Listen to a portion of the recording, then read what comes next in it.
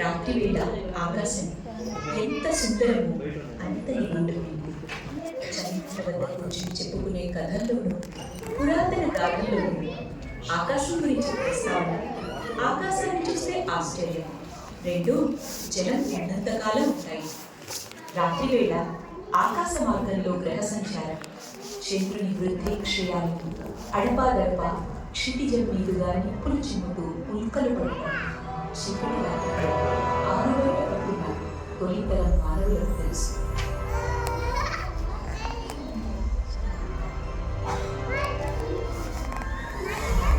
అవని నుంచి అనంత విశ్వంలో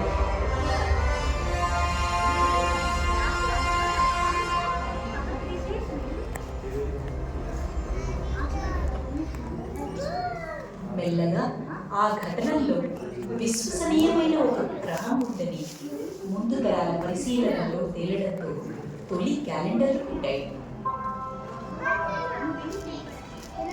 వార్షిక పునరావృత్తి అర్థం చేసుకోవడంతో స్థిర నివాసానికి, వ్యవసాయ అభివృద్ధికి వీలైనది.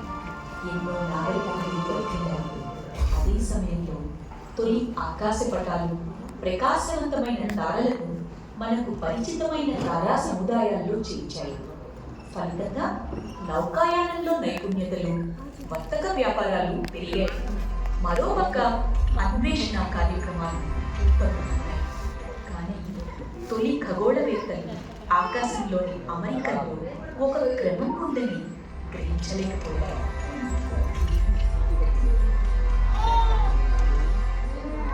విశ్వం గురించి ఆ తొలి శాస్త్రవేత్తలు, తాత్వికుల ఆలోచనలు పురాణ గాథలతో గాఢంగా పెనవేసుకుపోయాయి.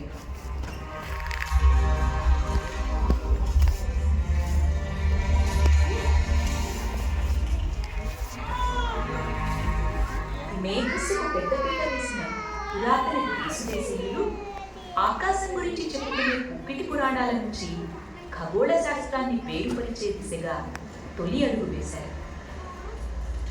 ఆనాటి మేధావులైన పైథాగరస్, ఇరటోస్థెనెస్, అపోలినియస్, టోలమీ మొదలైన వారు జరగబోయే ఖగోళ సంఘటనల గురించి ముందుగా చెప్పగలిగే సమగ్ర శాస్త్రీయ విధానం రూపొందడానికి తోడ్పడ్డారు.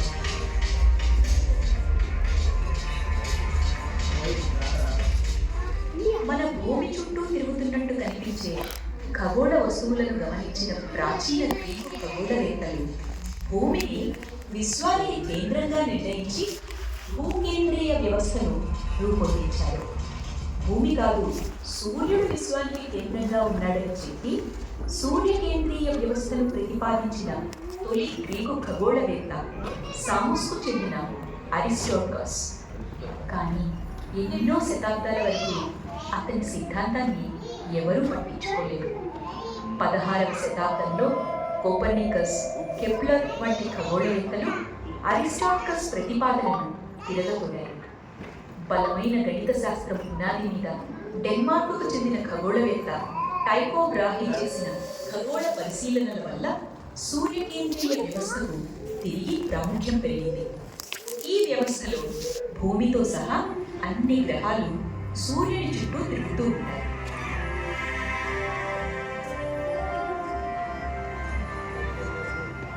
అయితే 1609లో గెలీలియో అనే ఖగోళవేత్త తొలిసారిగా ఆకాశాన్ని టెలిస్కోపుతో పరిశీలించిన అనంతరమే ఖగోళ శాస్త్రంలో నిజమైన విప్లవం వచ్చింది. గెలీలియో తన టెలిస్కోప్ సహాయంతో మనకు తెలిసిన విశ్వం సరిహద్దులను విస్తరించాడు. భూమే కేంద్రమని భావించిన పాత ప్రపంచపు తప్పు అభిప్రాయాన్ని సంపూర్ణంగా ప్రోత్సాహం చేశాడు. విశ్వాన్ని అధ్యయనం చేసి దాని రహస్యాలను కనుగొనడానికి ఇప్పుడు శాస్త్రవేత్తలకు అత్యాధునిక పరికరాల సహాయంతో పనిచేసే భారీ టెలిస్కోపులు, మెరుగైన సాఫ్ట్వేర్ అందుబాటులో ఉన్నాయి.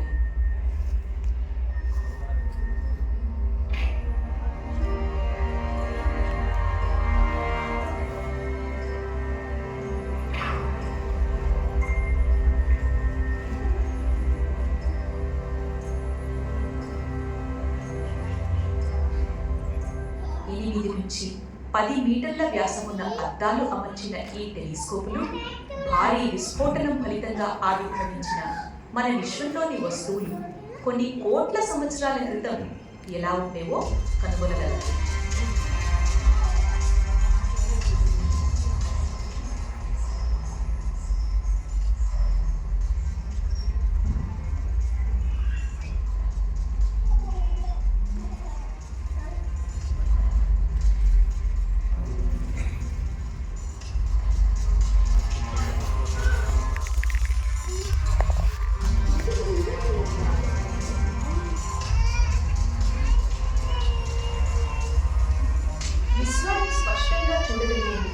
టెలిస్కోపులను ఎక్కువగా మారుమూల ప్రాంతాల్లో, నగరాల కాంతి కాలుష్యం లేని కొండ ప్రాంతాల్లో వాతావరణానికి బాగా ఎగువన ఉండేలా నెలకొల్పుతారు.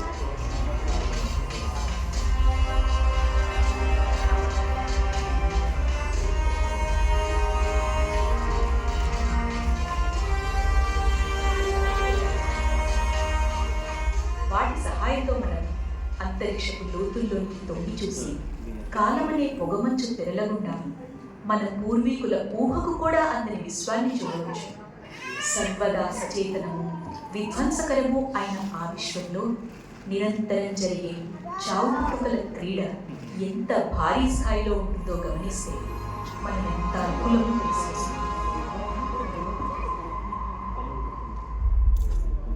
గత 50 ఏళ్లలో మనం గురుత్వాకర్షణ శక్తి పరిధిని దాటేసి అంతరిక్షంలో చాలా దూరం ప్రయాణం చేశాం.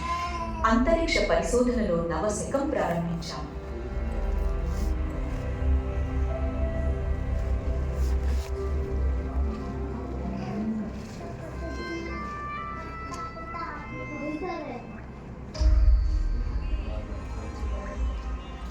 అంతరిక్ష కార్యక్రమాల పుణ్యమా అని మనం లేత నీలివర్ణంలో మెరిసిపోతూ ఆపదలు పొంచి ఉండే అంతరిక్షంలోని శీతల వాతావరణాన్ని తట్టుకోగలదా అనిపించేంత అద్భుతంగా సూర్యుడిని చుట్టూ పరిభ్రమిస్తున్న మన భూగోళాన్ని, అది కూడా ఒక గ్రహేతర వాసికి ఎలా కనిపిస్తుందో అలా చూడగలిగాం.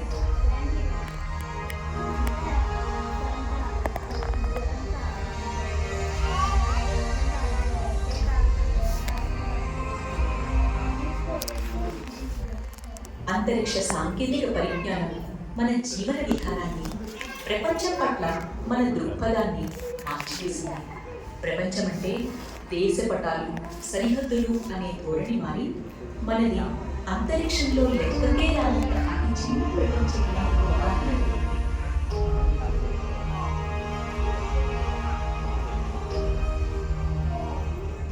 అంతరిక్ష కార్యక్రమం వల్ల చేకూరే ప్రయోజనాల విలువ అందుకు అయ్యే ఖర్చు, శ్రమల కన్నా ఎన్నో రెట్లు ఎక్కువ.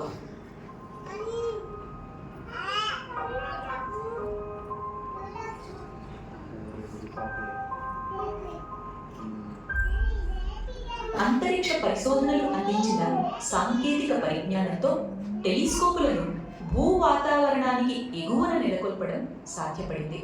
అంతరిక్ష టెలిస్కోపులు భూ వాతావరణంలో చొరబడలేని తరంగ దైర్ఘ్యాలను పరిశీలించి విశ్వం తాజా చిత్రాన్ని అందిస్తాయి.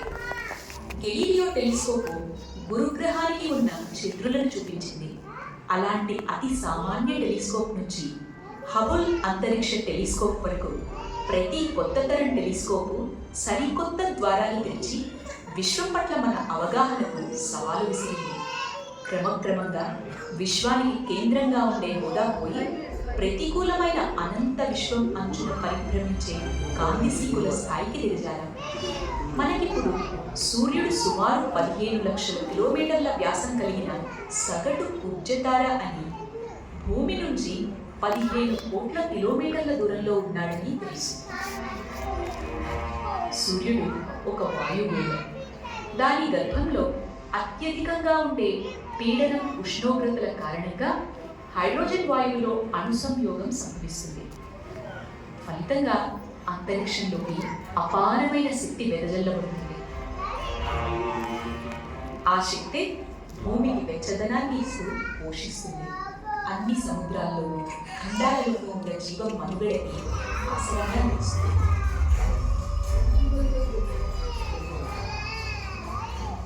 అడపాదడపా సూర్యుడి ఉపరితలం మీద ఎక్కడో ఓ చోట బలమైన అయస్కాంత క్షేత్రం ఏర్పడి సూర్యుడిపై మచ్చలా కనిపిస్తుంది. ఒక్కోసారి ఇక్కడ శక్తి పేరుకుపోయి విస్ఫోటంలా అంతరిక్షంలోకి విడుదల అవుతుంది. దీన్నే సౌరజ్వాల అంటారు.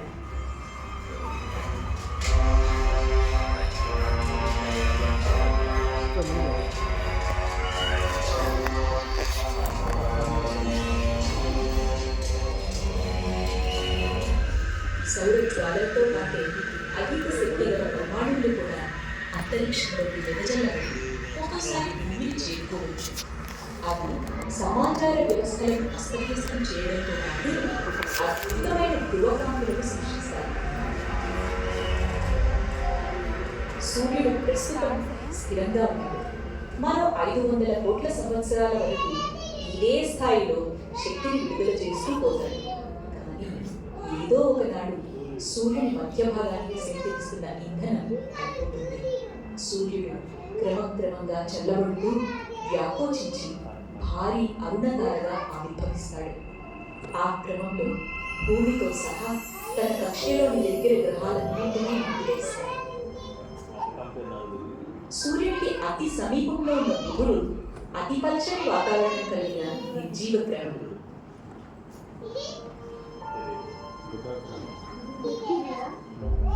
లక్షలాది ఉల్కలు తోకచుక్కలు ఢీకున్న ఫలితంగా దాని ఉపరితలం బిలాలతో నిండి ఉంటుంది.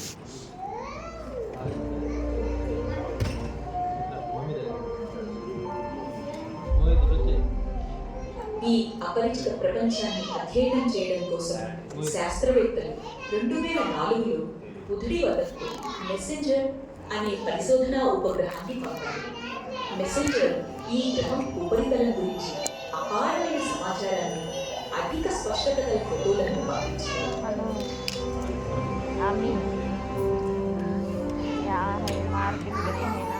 శుక్రగ్రహం ఇంచుమించు భూమి హరితగృహ వాయువులతో నిండి ఉన్న వాతావరణం మూలంగా 400 డిగ్రీల సెల్సియస్ చేరుకుంటుంది.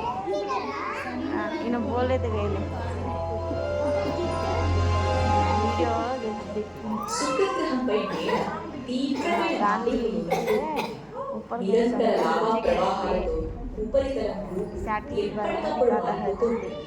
ఫలితంగా ప్రతి 10 కోట్ల సంవత్సరాలకి ఒకసారి ఈ గ్రహం మీద సరికొత్త పైపొర ఏర్పడుతుంది. సూర్యుడి నుంచి 3వ గ్రహం భూమి. దీనిపై ఆక్సిజన్ అధికంగా గల వాతావరణం, ద్రవ రూపంలో జలం ఉన్న సముద్రాలు ఉన్నాయి.